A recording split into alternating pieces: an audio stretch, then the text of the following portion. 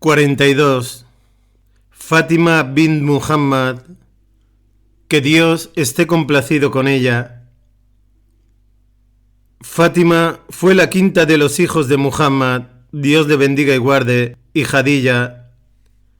Nació en la época en la que su noble padre había comenzado a pasar largos periodos en la soledad de las montañas alrededor de la Meca, meditando y reflexionando sobre los grandes secretos de la creación. Por entonces, antes de la Bitá, su hermana mayor, Zainab, estaba ya casada con su primo, Alas ibn Rabia. Luego seguiría el matrimonio de sus otras dos hermanas, Ruqayya y Kulthum, con los hijos de Abu Lahab, el tío paterno del profeta. Tanto Abu Lahab como su esposa Jamil se convirtieron en encarnizados enemigos del profeta, Dios le bendiga y guarde, desde el comienzo mismo de su misión pública. Así, la pequeña Fátima vio como sus hermanas se iban de casa una tras otra para vivir con sus maridos. Ella era demasiado pequeña para entender el significado del matrimonio y las razones por las cuales sus hermanas tenían que irse de casa. Las quería mucho y se sentía triste y sola tras su partida. Se dice que un cierto silencio y una dolorosa tristeza se apoderó de ella entonces. Por supuesto, aun después de casadas sus hermanas, no se encontraba sola en la casa de sus padres. Baraka, la sirviente de Amina, madre del profeta, Dios le bendiga y guarde, que había permanecido junto al profeta desde su nacimiento, Zaid ibn Haritha y Ali, el hijo pequeño de Abu Talib, formaban todos parte de la casa de Muhammad por aquel tiempo, y por supuesto estaba su afectuosa madre, la señora Jadilla. En su madre y en Baraka, Fátima encontró un gran consuelo y solaz. En Ali, que era unos 2 años mayor que ella, tenía un hermano y un amigo que de alguna forma había ocupado el lugar de su hermano Al-Qasim, muerto en la infancia. Su otro hermano, Abdullah, conocido como el bueno y el puro, nació después que ella y moriría también muy pequeño. No obstante, con ninguna persona de la casa de su padre encontraba Fátima la tranquila dicha y felicidad que disfrutaba con sus hermanas. Era una niña muy sensible para su edad.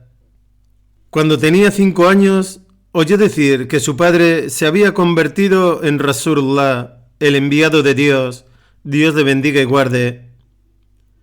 Su principal tarea era transmitir la buena nueva del Islam a su familia y a sus parientes cercanos. Debía adorar solo a Dios Todopoderoso. Su madre, que era una torre de fortaleza y apoyo, explicó a Fátima lo que su padre tenía que hacer. Desde ese momento se sintió más próxima a él y su amor por él se hizo más profundo y firme. A menudo le acompañaba cuando caminaba por las estrechas calles y pasadizos de Meca, visitando la Kaaba o asistiendo a reuniones secretas de los primeros musulmanes que se habían convertido al Islam y habían jurado lealtad al profeta. Un día, cuando aún no había cumplido 10 años, acompañó al profeta, Dios le bendiga y guarde, al Masjid al-Haram. Él se situó en un lugar conocido como Al-Hir, junto a la Kaaba, y empezó a rezar. Fátima se sentó a su lado. Un grupo de Quraysh, que no tenían buenas intenciones respecto del profeta, llegaron junto a él. Entre ellos estaban Abu Jahl ibn Hisham, tío del profeta, Uqba ibn Abi Muayt, Umayya ibn Yalaf y Sayba ibn Utba, hijos de Rabia. El grupo se acercó al profeta, Dios le bendiga y guarde, en actitud agresiva, y Abu Jahl, su cabecilla, preguntó: ¿Quién de vosotros va y trae los despojos de un animal sacrificado y los tira sobre Muhammad? Uqba ibn Abi Muayt, uno de los más pérfidos del grupo, se ofreció voluntario y salió corriendo a traerlos. Regresó luego con esta horrible inmundicia y la arrojó sobre los hombros del profeta, la paz y las bendiciones de Dios sean con él, mientras se encontraba en postración. Abdullah ibn Masud, compañero del profeta, Estaba presente, pero no pudo hacer ni decir nada. Imaginaos los sentimientos de Fátima al ver a su padre tratado de aquella manera. ¿Qué podía hacer ella, una niña de 9 años? Se acercó a su padre y le quitó de encima aquella basura y luego se plantó enfadada ante el grupo de matones de Quraysh y le recriminó su conducta. Ellos no pudieron replicar nada. El noble profeta, Dios le bendiga y guarde, levantó la cabeza al finalizar su postración y siguió hasta terminar el salá. Luego imploró: «Oh Señor, castiga a los Quraysh». Y repitió su imprecación 3 veces. Después continuó: «Castiga a Utbah, a Uqba, a Abu Jahl y a Saiba». Los nombrados cayeron todos muertos años después en la batalla de Badr. En otra ocasión, Fátima estaba con el profeta, Dios le bendiga y guarde, mientras éste hacía tawaf alrededor de la Kaaba. Una muchedumbre de Quraysh se congregó a su alrededor. Le agarraron y trataron de estrangularle con sus propias ropas. Fátima gritó pidiendo auxilio. Abu Bakr acudió corriendo al lugar y consiguió liberar al profeta de sus atacantes. Mientras hacía esto les decía: «¿Mataréis a un hombre solo por decir, mi Señor es Dios?».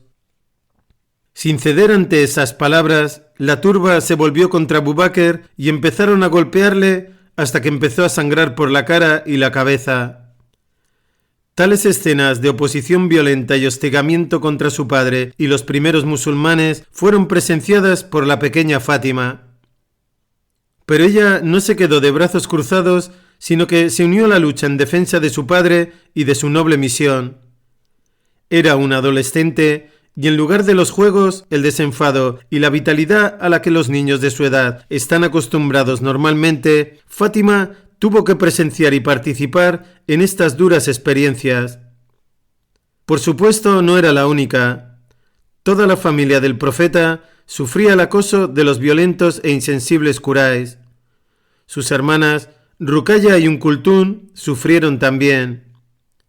Vivían por ese tiempo en el nido mismo del odio y la intriga contra el profeta, Dios le bendiga y guarde. Sus maridos eran Utbah y Utaiba, los hijos de Abu Lahab y de Yamil. Yamil era conocida como una mujer dura y áspera, con una lengua de víbora. Por causa de ella, a Khadija no le agradó desde un principio que sus hijas se casaran con los hijos de Yamil.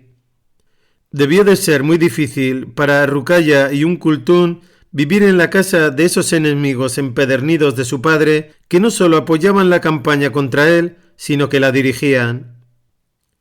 Como una señal de humillación para Muhammad, Dios le bendiga y guarde, y su familia, Utbah y Utaiba fueron obligados por sus padres a divorciarse de sus esposas. Esto formaba parte del plan de exclusión social del profeta. Sin embargo, el profeta se alegró de que sus hijas volvieran a casa y las recibió dichoso y aliviado. Sin duda, Fátima debió sentirse también muy contenta de estar de nuevo con sus hermanas. Todos deseaban que su hermana mayor, Zainab, fuese también divorciada por su marido. De hecho, los Quraysh presionaron a Abu Alas para que lo hiciera, pero él se negó. Cuando los líderes de Quraysh le visitaron y prometieron darle por esposa a la mujer más rica y hermosa de Meca si divorciaba a Zainab, les contestó: «Amo a mi esposa profunda y apasionadamente y tengo en gran estima a su padre, a pesar de que no he entrado en la religión del Islam». Tanto Ruqayya como Kulthum estaban contentas de haber vuelto a casa de sus afectuosos padres y verse así libres de la insoportable tortura mental a la que habían estado sometidas en casa de Yamil. Poco después, Ruqayya volvió a casarse, esta vez con el joven y tímido Uthman ibn Affan, que había sido uno de los primeros conversos al Islam.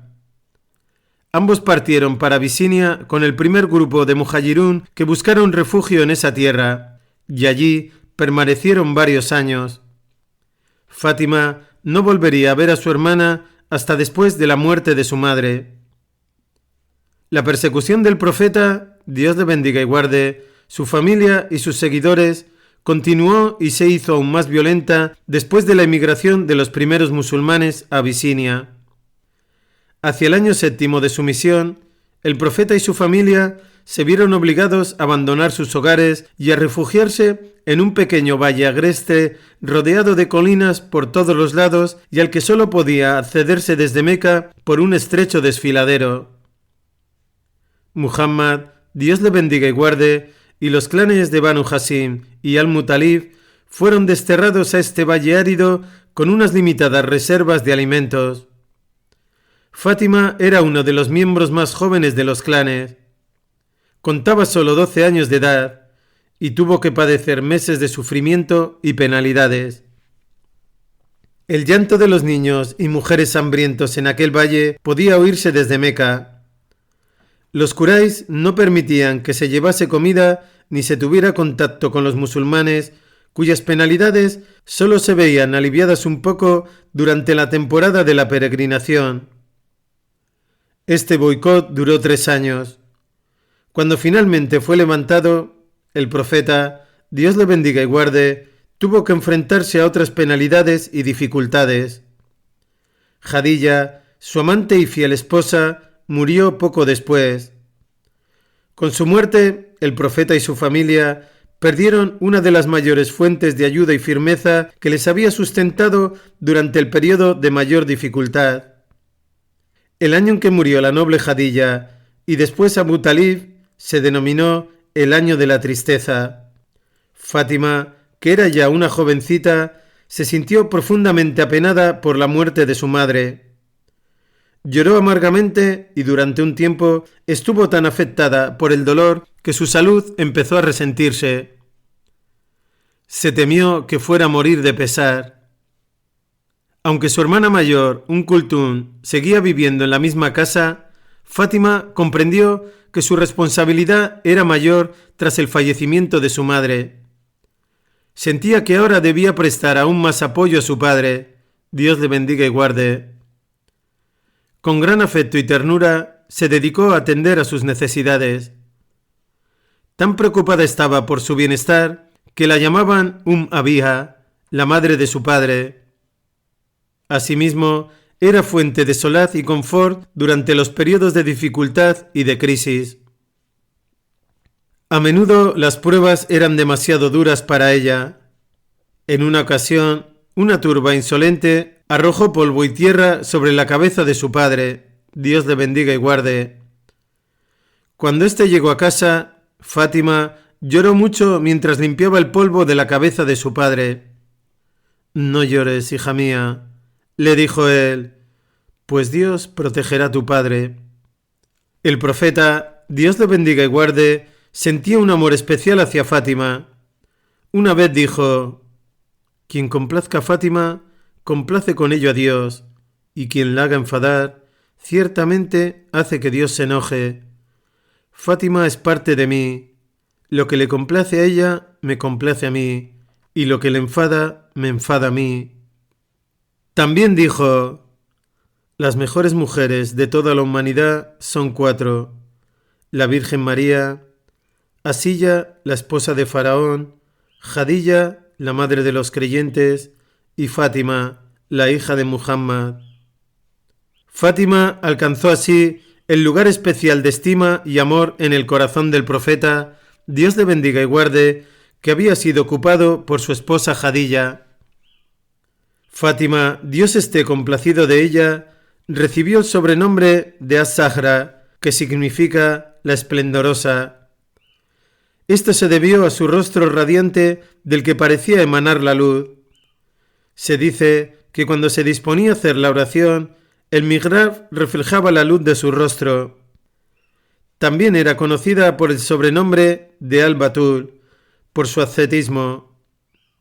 En lugar de pasar el tiempo en compañía de otras mujeres, lo ocupaba haciendo salá, leyendo el Corán y en actos de ibada.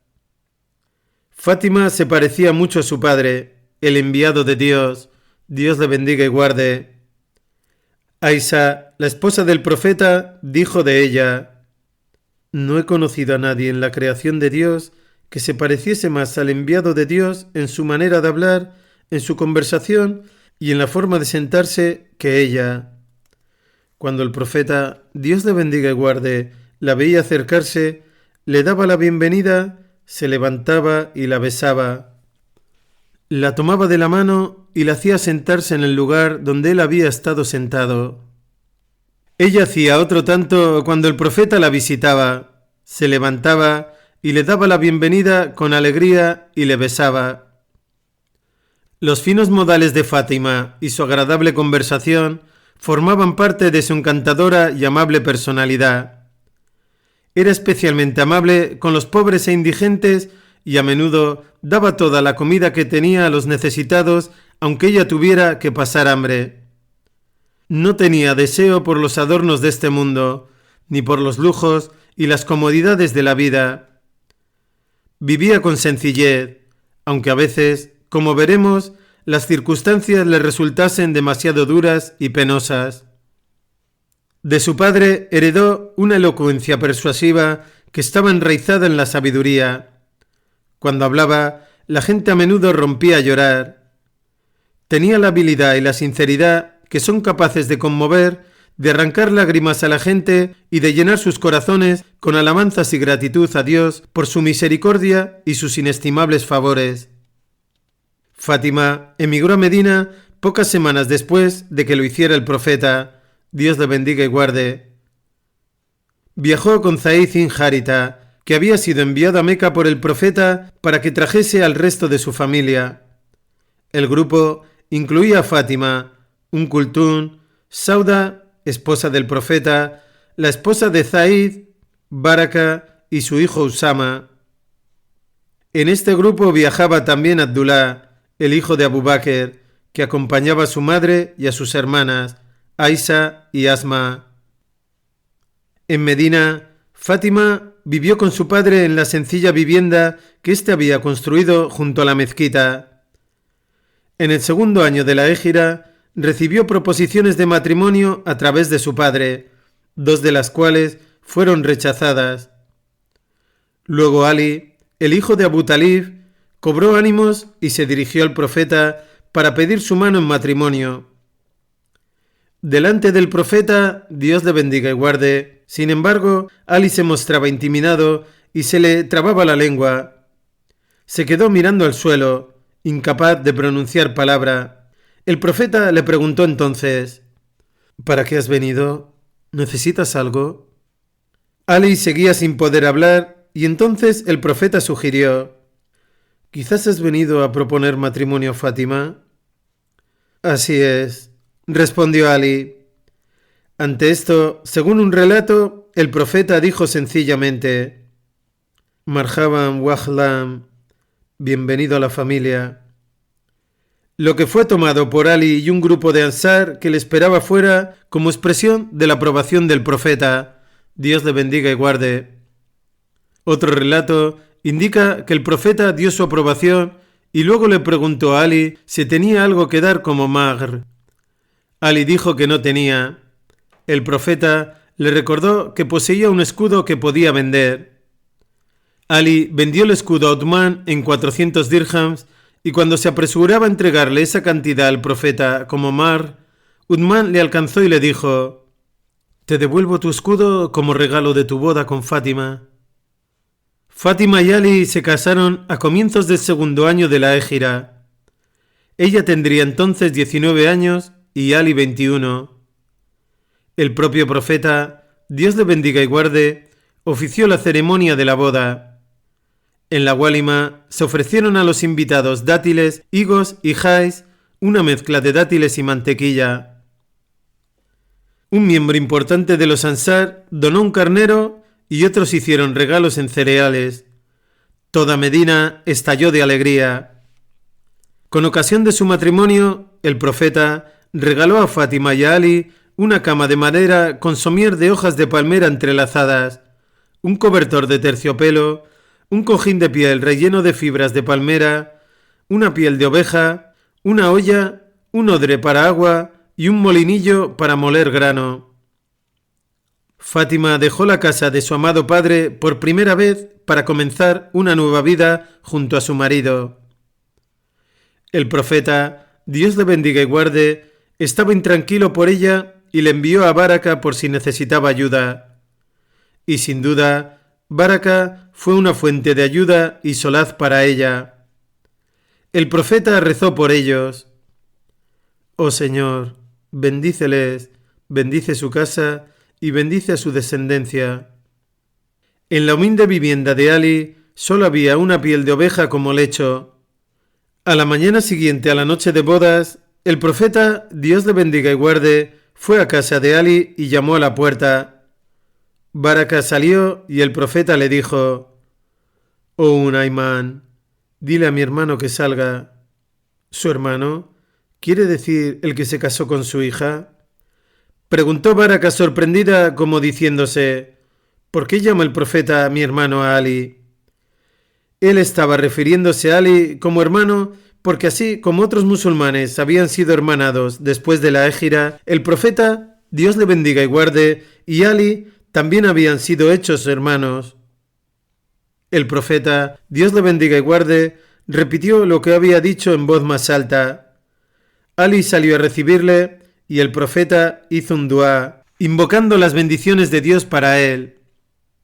Luego llamó a Fátima. Esta salió como encogida, debatiéndose entre el respeto y la timidez, y el profeta, Dios le bendiga y guarde, le dijo: «Te he desposado con el más querido de mi familia». De esta forma quería tranquilizarla de que no empezaba una nueva vida con un extraño, sino con alguien que se había creado en su misma casa, que había sido uno de los primeros en convertirse al Islam cuando era aún muy pequeño, alguien conocido por su valentía, su coraje y su virtud, y a quien el profeta, Dios le bendiga y guarde, había descrito como su hermano en esta vida y en la otra. La vida de Fátima con Ali fue igual de simple y frugal que había sido su vida en casa de su padre. De hecho, por lo que respecta a comodidades materiales, fue una vida de escasez y privaciones. Durante toda su vida juntos, Ali fue pobre porque no daba importancia a la riqueza material. Fátima era la única de sus hermanas que no estaba casada con un hombre rico. De hecho, podría decirse que la vida de Fátima con Ali fue más rigurosa que su vida en casa de su padre. Pero ahora tenía que arreglárselas prácticamente sola. Para aliviar su extrema pobreza, Ali trabajaba como aguador y ella molía grano. Una vez le dijo a Ali: «He estado moliendo hasta que me han salido ampollas en las manos. He estado acarreando agua hasta que me duele el pecho». Dijo Ali, quien luego le sugirió a Fátima: «Dios ha dado a tu padre algunos prisioneros de guerra. Ve a verle y pídele que te dé un criado». Con muchas reservas, Fátima fue a ver al profeta, Dios le bendiga y guarde, el cual dijo: «¿Qué te trae por aquí, hijita?». «He venido a saludarte», dijo ella, tan intimidada que no se atrevía a pedir lo que quería. «¿Cómo fue?», preguntó Ali al verla regresar sola. «Me dio vergüenza pedirle nada», dijo. Así que fueron juntos, pero el profeta, Dios le bendiga y guarde, sintió que su necesidad era menor que la de otros. «No voy a daros a vosotros», dijo, «y dejar que pasen hambre los Ashab as-Sufa, los musulmanes pobres que se cobijaban en la mezquita. No tengo suficiente para atender a sus necesidades». Ali y Fátima regresaron a casa sintiéndose algo abatidos, pero esa noche, después de haberse acostado, oyeron la voz del profeta, Dios le bendiga y guarde, que pedía permiso para entrar en su casa. Dándole la bienvenida, ambos saltaron de la cama, pero él les dijo: «Quedaos donde estáis», y se sentó junto a ellos. «¿No queréis que os diga algo mejor que lo que me habéis pedido?», les preguntó, y cuando dijeron que sí, les dijo: «Son palabras que me enseñó el ángel Gabriel. Que digáis 10 veces después de cada oración: Subhanallah, gloria a Dios, y 10 veces Alhamdulillah, alabado sea Dios, y 10 veces Allahu Akbar, Dios es grande, y que cuando vayáis a acostaros la repitáis 30 veces cada una. Ali solía decir en años posteriores: no he dejado de hacerlo ni una vez desde que el enviado de Dios nos las enseñó. Existen numerosos relatos de las circunstancias difíciles que Fátima tuvo que soportar. A menudo no había que comer en la casa. Una vez el profeta, Dios le bendiga y guarde, tenía hambre y visitó los apartamentos de sus esposas una tras otra, pero no tenían comida. Después fue a casa de Fátima, pero ella tampoco tenía comida. Cuando por fin consiguió algo de comida, envió 2 trozos de pan y un trozo de carne a Fátima. En otra ocasión, fue a casa de Abu Ayyub al-Ansari y de la comida que le dieron guardó algo para ella. Fátima sabía también que el profeta pasaba largos periodos sin comer y ella a su vez le llevaba comida cuando podía. Una vez le llevó una pieza de pan de cebada y él le dijo: «Esta es la única comida que tu padre ha comido en 3 días». Mediante estos actos de amabilidad, ella mostraba lo mucho que amaba a su padre y él a su vez la amaba a ella tiernamente. Una vez él volvió de un viaje fuera de Medina. Lo primero que hizo fue ir a la mezquita y rezar 2 rakats como era su costumbre. Luego, como hacía a menudo, fue a casa de Fátima antes de ir con sus esposas. Fátima le recibió y le besó en el rostro, en los labios y en los ojos, y lloró. «¿Por qué lloras?», le preguntó el profeta, Dios le bendiga y guarde. «Te veo, oh Rasulullah», dijo ella, «y el color de tu rostro es pálido y cetrino, y tus ropas están viejas y gastadas». «Oh Fátima», repuso el profeta, Dios le bendiga y guarde, con ternura, «no llores, pues Dios ha enviado a tu padre con una misión que afectará a todas las casas sobre la faz de la tierra, ya estén en ciudades, en pueblos o en tiendas en el desierto, para traer gloria o humillación hasta que se cumpla esta misión, como la noche llega inevitablemente». Con palabras como estas, Fátima era transportada a menudo desde la dura realidad de la vida diaria a una visión de los vastos panoramas que se abrían gracias a la misión encomendada a su noble padre. Fátima volvió más tarde a vivir en una casa cercana a la del profeta, Dios le bendiga y guarde. La casa había sido donada por un ansari que sabía que el profeta se alegraría de tener a su hija por vecina. Juntos disfrutaron de las dichas y los triunfos, las penas y las dificultades de sus intensos y cruciales días y años en Medina. Hacia la mitad del 2.º año de la hégira, su hermana Ruqayya cayó enferma de sarampión. Esto ocurrió poco antes de la gran campaña de Badr. Su marido, Uthman, se quedó junto a ella y se perdió la campaña. Ruqayya murió justo antes de que su padre regresara. A su regreso a Medina, uno de sus primeros actos fue visitar su tumba. Fátima la acompañó. Esta era la primera pérdida que había sufrido en su círculo familiar más cercano desde la muerte de Jadilla.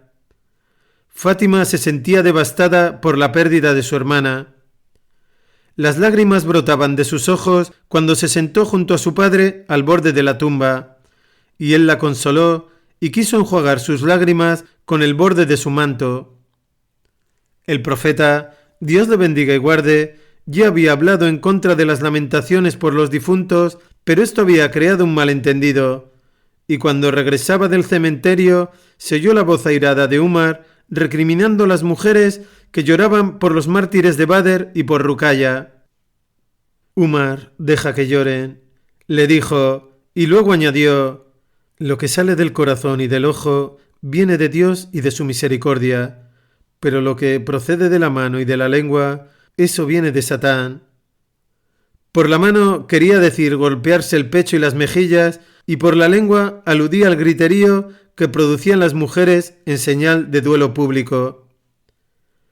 Uthman se casaría después con otra hija del profeta, Dios le bendiga y guarde, Kulthum, y recibió por ello el sobrenombre de Dun Nurain, el poseedor de 2 luces.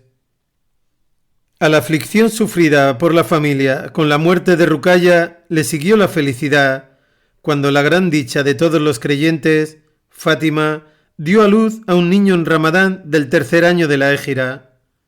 El profeta, Dios le bendiga y guarde, pronunció las palabras del Adán en los oídos del recién nacido y le puso por nombre Al-Hassan, que significa el hermoso.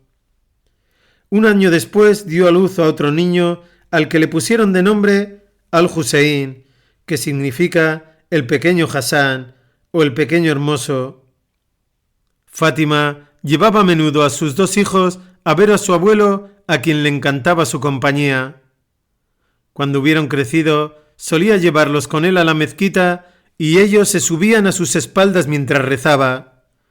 Lo mismo hacía con su nieta Umama, la hija de Zainab. En el año 8 de la Égira, Fátima dio a luz a una niña a la que puso el nombre de su hermana mayor, Zainab, muerta poco antes del nacimiento. Esta Zainab sería luego conocida como la heroína de Karbala. El cuarto hijo de Fátima fue otra niña a la que puso por nombre Kulthum, en recuerdo a su hermana, que había muerto un año antes de una enfermedad. La progenie del profeta, Dios le bendiga y guarde, se perpetuaría solo a través de Fátima. Todos los hijos varones del profeta murieron en la niñez, y los dos hijos de Zainab, Ali y Umama, murieron muy jóvenes. Abdullah, el hijo de Ruqayya, murió también antes de cumplir 2 años. Esta es, en parte, la razón de la especial reverencia de la que es objeto Fátima. Aunque Fátima estaba a menudo ocupada con embarazos, partos y la crianza de los hijos, participó todo lo que pudo en los asuntos de la pujante comunidad musulmana de Medina. Antes de casarse, actuaba como protectora de los pobres e indigentes que formaban Asaf as-Sufa. Nada más terminar la batalla de Uhud, se encaminó con otras mujeres al campo de batalla y lloró sobre los cuerpos de los mártires y se ocupó de curar las heridas de su padre. En la batalla del Foso, desempeñó una labor decisiva junto con otras mujeres, preparando la comida durante el largo y difícil asedio. En su campamento dirigía a las mujeres en la oración y en aquel mismo lugar se alza hoy la mezquita conocida como Mezquita de Fátima, que es una de las 7 mezquitas donde los musulmanes montaban guardia y hacían sus oraciones. Fátima acompañó también a su padre, Dios le bendiga y guarde, cuando éste hizo umra en el año 6 de la Égira, después de la firma del Tratado de Hudaybiyah. Al año siguiente, ella y su hermana Kulthum formaban parte de la formidable expedición de los musulmanes que participaron junto al profeta, Dios le bendiga y guarde, en la liberación de Meca. Se dice que en esa ocasión ambas hermanas visitaron la casa de su madre Jadilla y recordaron los años de su infancia, reviviendo sus recuerdos del yihad y las penalidades de los primeros años de la misión del profeta. En el mes de Ramadán del 10º año de la Égira, justo antes de partir para la peregrinación de la despedida, el profeta, Dios le bendiga y guarde, confió un secreto a Fátima, algo que todavía no debía dar a conocer a otros. El ángel Gabriel me ha estado recitando el Corán una vez al año y yo a él. Pero este año me lo ha recitado 2 veces. Pienso que ha llegado mi hora. A su regreso de la peregrinación de la despedida, el profeta, Dios le bendiga y guarde, cayó gravemente enfermo. Sus últimos días los pasó en el apartamento de su esposa Aisha. Cuando Fátima venía a visitarle, Aisha dejaba solas a padre e hija. Un día llamó a su lado a Fátima. Cuando ésta llegó, la besó y le susurró unas palabras al oído. Entonces ella lloró. Luego le susurró de nuevo al oído y ella sonrió.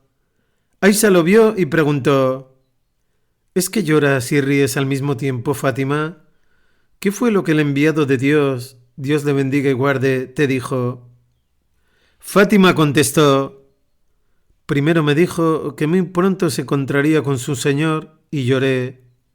Luego me dijo: No llores, pues tú serás la primera de mi casa en reunirte conmigo. Entonces reí. Poco después, el noble profeta, Dios le bendiga y guarde, falleció. Fátima estaba deshecha de dolor y podía vérsela llorando desconsoladamente. Uno de los compañeros mencionó que desde la muerte de su padre no había visto reír a Fátima. Dios esté complacido de ella. Una mañana, a primeros del mes de Ramadán, transcurridos menos de 5 meses desde la muerte de su noble padre, Fátima se despertó gozosa y llena de dicha. Ese mismo día por la tarde, se dice que llamó a Salma bin Dumais, que era quien cuidaba de ella. Pidió agua y se dio un baño. Se puso ropa nueva y se perfumó. Luego pidió a Salma que dispusiera su lecho en el patio de la casa. Con el rostro vuelto hacia los cielos, hizo que llamaran a su esposo Ali. Este quedó atónito al verla tendida en medio del patio y le preguntó si le pasaba algo. Ella sonrió y le dijo: «Hoy tengo una cita con el enviado de Dios. Dios le bendiga y guarde». Ali dio un grito y ella intentó consolarle. Le dijo que cuidase bien de sus hijos Al-Hassan y Al-Hussein y le indicó que quería ser enterrada sin ceremonia. Ella volvió a mirar al cielo, luego cerró los ojos y entregó su alma al Creador Todopoderoso. Fátima la Esplendorosa contaba solo 29 años de edad. Que Dios esté complacido con ella.